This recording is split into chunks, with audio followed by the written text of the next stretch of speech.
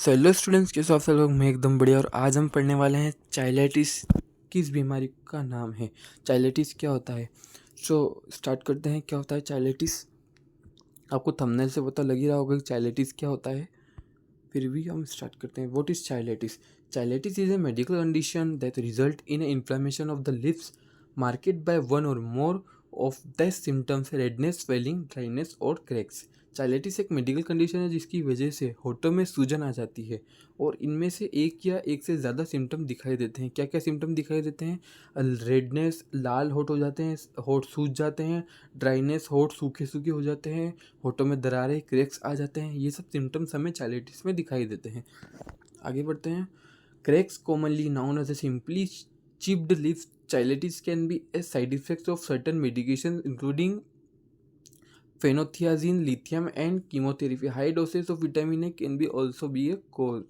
आमतौर पर फटे होठों के रूप में जाना जाने वाला चाइलेटिस फेनोथियाजीन, लिथियम और कीमोथेरेपी जैसी कुछ दवाओं का साइड इफेक्ट हो सकता है। क्या फेनोथियाजीन, लिथियम और कीमोथेरेपी या ज़्यादा यूज़ करने की वजह से उसका साइड इफ़ेक्ट्स, तो इन दवाओं का साइड इफ़ेक्ट्स की वजह से चाइलेटिस भी हो सकता है। विटामिन ए ज़्यादा ले लेने की वजह से भी चाइलेटिस हो सकता है। Cheilitis is a medical condition involving inflammation of lips. It is associated with a many condition including megaloblastic anaemia for vitamin B12 deficiency, iron deficiency anemia and oral candidiasis.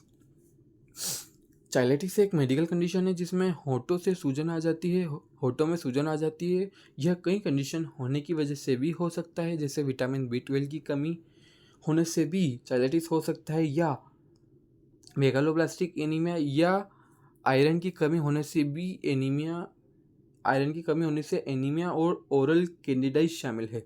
Oral candidiasis क्या होता है कि आपकी ज़ुबान और गले के अंदर फंगल इन्फेक्शन हो जाता है, वहाँ पे वाइट वाइट धब्बे पड़ जाते हैं पनीर जैसे, उसे ओरल कैंडिडाइसिस कहते हैं।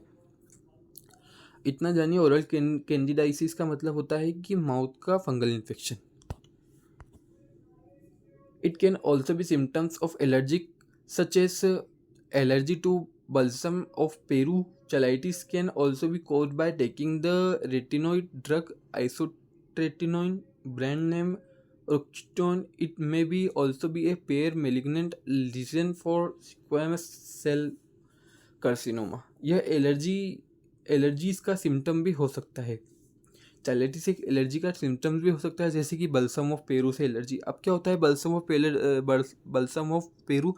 देखो, बल्सम ऑफ पेरू एक पेड़ होता है, एक औषधि वाला पेड़ होता है जो कि अमेरिका में पाया जाता है। ठीक है, इस पेड़ से क्या होता है कि औषधियाँ बनती हैं, कुछ परफ्यूम्स बनते हैं और बहुत इम्पोर्टेंट पेड़ होता है ये। बहुत कम मिलता है और अमेरिका में एक पेड़, इसका नाम कुछ अलग ही नाम है, वो कभी बताऊंगा आपको। लेकिन आप इतना ध्यान रखो, बल्सम ऑफ पेरू एक पेड़ होता है, एक फल टाइप होता है जो कि जिससे परफ्यूम बनते हैं और कुछ औषधियाँ बनती है, तो उससे एलर्जी से भी चाइलेटिस हो सकता है। चाइलेटिस रेटिनोइड दवा आइसोट्रेटिनाइड, ब्रांड नेम रेक्यूटेन लेने से भी हो सकता है। यह स्क्वेमस सेल कार्सिनोमा का एक पूर्व घातक घाव भी हो सकता है। स्क्वेमस सेल कार्सिनोमा क्या होता है? ये स्किन का कैंसर होता है। ज़्यादा धूप में रह लेने की वजह से धूप की जो पराबैंगनी किरणें होती है उनसे स्किन का कैंसर हो सकता है, और जिससे चाइलेटिस भी प्रभावित होता है। तो ये था आज का हमारा इंपॉर्टेंट टॉपिक। होप सो ये इन्फॉर्मेशन इंपॉर्टेंट लगी हो, और इसी और इन्फॉर्मेशन जानने के लिए बने रहिए। तब तक के लिए बाय बाय।